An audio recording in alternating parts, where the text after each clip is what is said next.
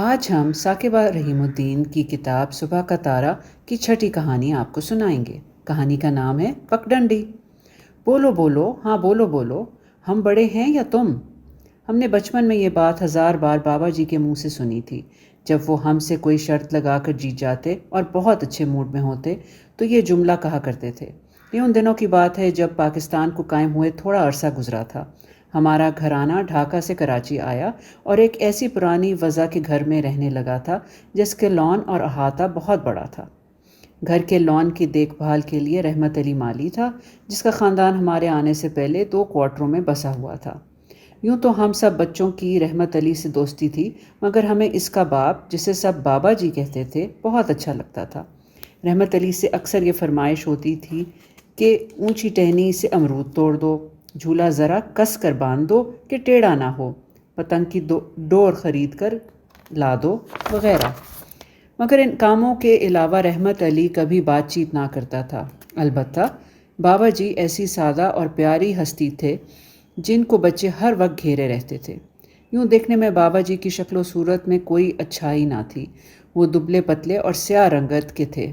وہ کسی زمانے میں گورنمنٹ اسکول کے ہاسٹل کے چوکیدار تھے، جس کی وجہ سے پینشن ملتی تھی، اور ہر سال ان کی چھوٹی زمین سے بیر بکا کرتے تھے۔ یعنی رحمت علی کی تنخواہ کے علاوہ یہ دونوں رقمیں بھی مقرر وقت پر آ جایا کرتی تھیں۔ بابا جی سال میں 7-8 مہینے تہمند اور بنیان میں گزارا کرتے تھے۔ البتہ نومبر، دسمبر، جنوری اور فروری میں ایک سفید موٹے کرتے کا اضافہ کر لیا کرتے تھے۔ وہ ہمارے گھرانے کے نوکر نہیں تھے۔ وہ عید تہوار یا کوئی خاص موقع پر ہمارے گھر آتے تو تکلف دار صافہ باندھ دیا کرتے تھے۔ بابا جی میں جانے کیا بات تھی کہ گھر کے آس پاس کے علاقے کے لڑکے بالے ان کے ارد گرد منڈلاتے رہتے تھے۔ وہ کم باتیں کرتے تھے، جانے کیوں جب دیکھو ان کی آنکھوں میں مسکراہٹ اور چمک نظر آتی تھی۔ میں نے کئی بار ان کے منہ سے کہتے سنا، رحمت بیٹے، دل صاف رکھو، ہمیشہ صاف رکھو۔ اور ان کو کئی بار بوا جی کو سمجھاتے سنا، بی بی اپنا جی میلا نہ کرو، وہ ہمیشہ چیز صاف رکھو۔ میں بابا جی کا اکثر مذاق اڑاتی تھی اور ان کے منہ پر کہہ دیتی تھی، بابا جی کیا آپ کو دھوبی کا کام بہت پسند ہے؟ وہ ہمیشہ ہنس دیتے اور مجھے سمجھانے کی قطعی کوشش نہ کرتے۔ میری ایک دوست بہت شریر اور پھرتیلی تھی۔ وہ بابا جی کے صافے کی نوک پر تیزی سے چوئنگم چپکا دیتی اور ان کی ہنسی اڑاتی۔ ہاں تو بابا جی، یہ دل کوئی فیکٹری ہے، سڑک ہے؟ آخر کیا ہے جو آپ ہر وقت میل مٹی اور کوڑا صاف کرواتے رہتے ہیں؟ غرض یہ کہ کوئی کتنا ہی مذاق اڑائے، وہ ہنس دیا کرتے تھے۔ ایک دن بابا جی نماز پڑھ کر آئے، کھانا کھا کر جامن کے درخت کے نیچے دری بچھا کر سو گئے۔ طارق اور جمی وہاں سے گزرے تو ان کی ٹوپی اتار لی اور چپکے سے چپل الٹ پلٹ کر دی، سیدھے پیر کی الٹی طرف اور الٹے پیر کی سیدھی طرف۔ بیچارے سو کر اٹھے تو گھنٹوں ٹوپی ڈھونڈتے رہے اور الٹ پلٹ چپل پہنے سارا دن اپنا کام کرتے رہے۔ دوسرے دن معلوم ہوا تو پھر بھی صرف پوری بات کہہ کر چپ ہو رہے۔ بابا جی خاصے بوڑھے تھے اور ہمارا خیال تھا کہ کوئی باتیں بھول جاتے ہیں۔ وہ صرف اتوار کے دن اخبار خریدتے اور بڑے شوق سے پڑھا کرتے تھے۔ بقول رحمت علی اشتہار بھی ہجے کر کے پڑھا کرتے تھے۔ جب وہ اخبار میں گم ہوتے تو میں اور میری دوست مل کر بابا جی سے کئی اہم وعدے کروا لیتے۔ مثلاً ہمیں شام کو صنعتی نمائش میں موت کا کنواں دیکھنا ہے اور چوڑیوں کے سٹال پر کلفٹن لے جائیں۔ کوکو بندر روڈ پر لال لال چینی کے بڑھیا کے بال خرید کر کھانا چاہتی تھی۔ آپا اچار اور پاپڑ منگوانا چاہتی تھیں۔ غرض یہ کہ ہم بچوں کے بیانات جاری رہتے۔ ہمیں بیانات کے سلسلے میں باقاعدہ وعدے کا اصرار کرتے۔ بابا جی جانے کس دھیان میں ہوں یا ہاں ہاں کہہ دیتے۔ ممتاز دوڑ کر کاغذ لا کر ہر ایک کی فرمائش کو کاغذ پر لکھ دیتی۔ اس وقت صرف ہمارے بڑے بھائی اور لیڈر نوری کے پاس گھڑی تھی۔ وہ وقت درج کر دیتے کہ بابا جی نے فلاں دن اور فلاں وقت یہ وعدہ کر لیا ہے۔ دوسرے دن بابا جی لاکھ خدا کو گواہ بناتے کہ انہوں نے یہ قطعی نہیں سنا تھا اور نہ وعدہ کیا تھا۔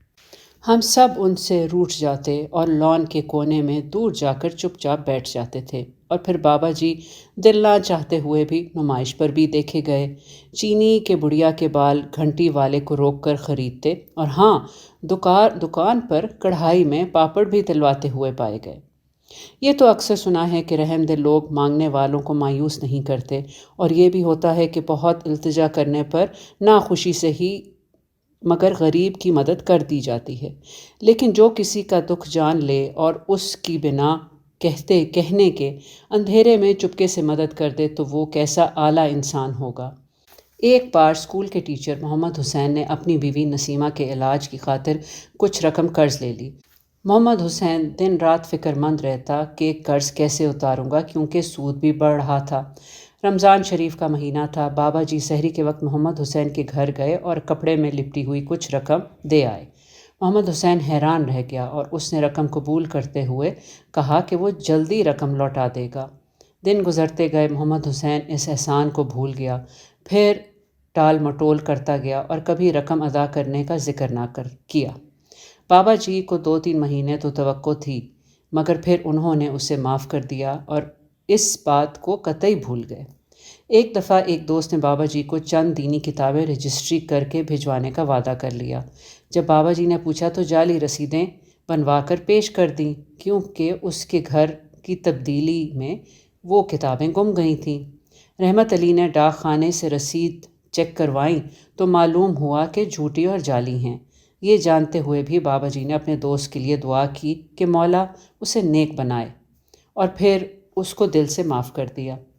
ایک دفعہ کیا ہوا کہ بابا جی کے انعامی بانڈ نکل آئے تو انہوں نے خوش ہو کر سب کو سنا دیا کہ وہ اپنی بھانجی کی شادی پر بڑا سا تحفہ دیں گے۔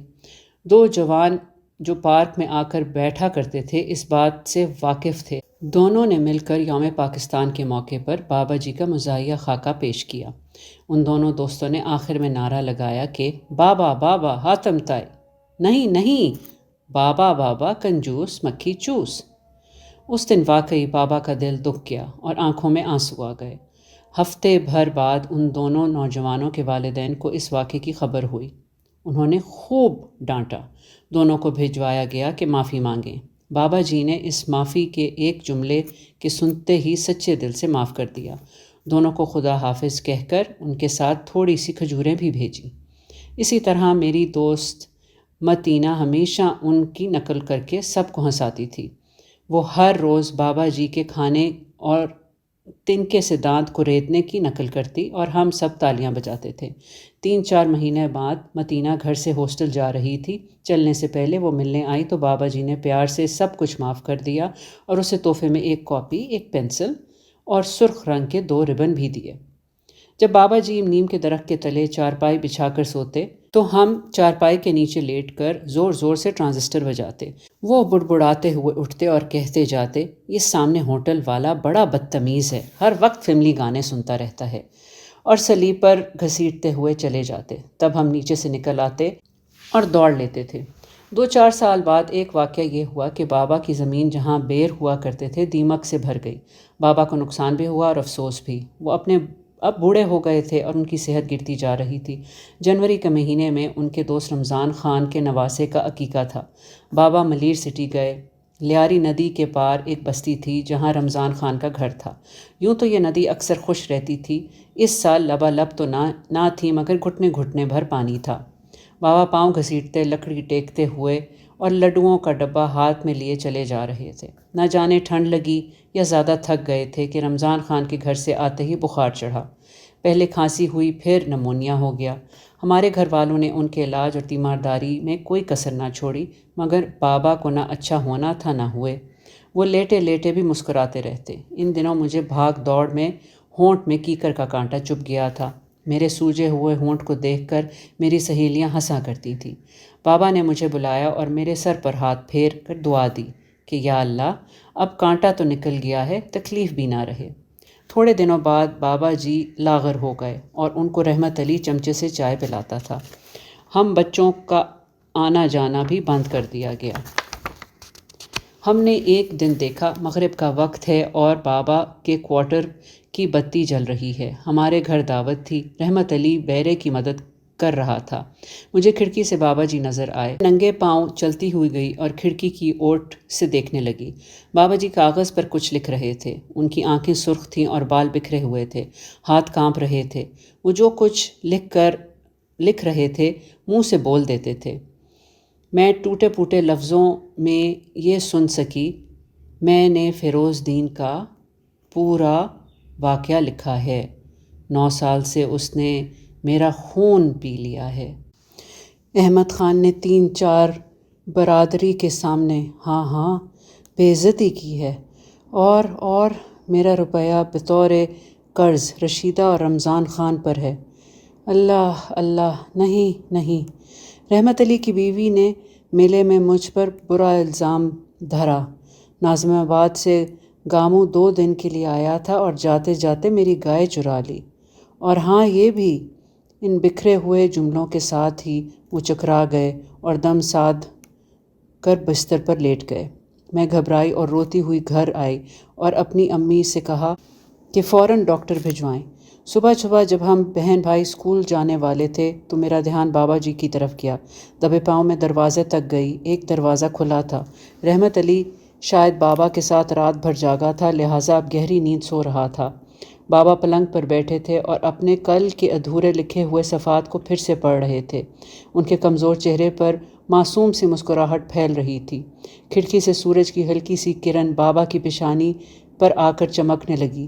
اچانک انہوں نے پلکیں جھپکیں۔ وہ بہت دھیمے سے اپنے آپ سے کہنے لگے، مولا ہمیں کسی سے کیا، تم مالک ہو، تمہارا کام تم جانو، ہم کیوں تمہیں میل کچیل دکھائیں، اور ہاں ہم کیوں تمہیں کوڑا کرکٹ بھیجیں، تمہارا کام تم جانو۔ اس کے بعد بابا چپ ہو گئے۔ تھوڑی دیر میں وہ اپنی سانس سنبھال کر سیدھے ہو کر بیٹھ گئے۔ وہ اپنے تمام صفحات پھاڑنے لگے۔ اتنے میں ان کے چہرے پر پسینہ آ گیا۔ خود سے بولے، چلو بھائی مولا، تمہیں غصے میں جانے کیا کیا لکھ دیا تھا، پتہ نہیں میں ساتھ لے جاتا یا یہیں چھوڑ دیتا۔ توبہ ہے توبہ، دیکھ لے بھائی، یہ کاپی صرف صاف ہے، لو بالکل صاف۔ بابا جی کے ہونٹ ہل رہے تھے مگر مجھے اب کچھ سنائی نہ دیتا تھا۔ جیسے ہی وہ پلنگ پر گرے میں زور زور سے رونے لگی۔ رحمت علی جاگ اٹھا اور ہمارے دوست اور گھر والے بابا کے کوارٹر میں آ گئے۔ ذرا میں دن چڑھا، سورج چمکا، مگر ہماری لاکھ آوازیں دینے پر بھی بابا جی مسکرائے اور نہ بولے۔ پھر میں اسکول چلی گئی۔ جب واپس آئی تو بابا کو ہمیشہ کے لیے دور لے جایا جا چکا تھا۔ سامنے ہری گھاس پر ہماری پڑوسن کی 4 سالہ بچی بینا کھیل رہی تھی اور اس کی بڑی بہن جھولا جھول رہی تھی۔ میں بجائے گھر جانے کے بینا کے ساتھ پیڑ کے تنے سے ٹک کر بیٹھ گئی۔ بینا کے ہاتھ میں سفید کاغذ کے چھوٹے چھوٹے ٹکڑے تھے اور ان سے گھاس پر سڑک بنا رہی تھی اور اس پر چھوٹی ڈنکی کار چلاتی جاتی تھی۔ 2 منٹ بعد بینا کی بہن بینا کو لے کر گھر چلی گئی، مگر سفید ننھی سی سڑک وہیں رہی۔ ارے یہ کیا؟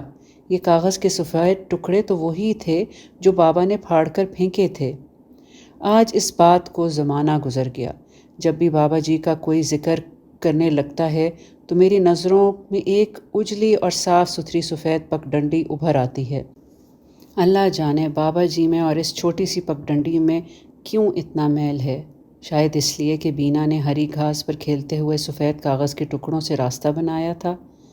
میں اب تو بابا جی کو بھول بھی گئی ہوں، مگر پھر بھی مجھے کبھی کبھی آنکھیں موندتے ہی ایک پیاری سی سفید پگ ڈنڈی دکھائی دی جاتی ہے۔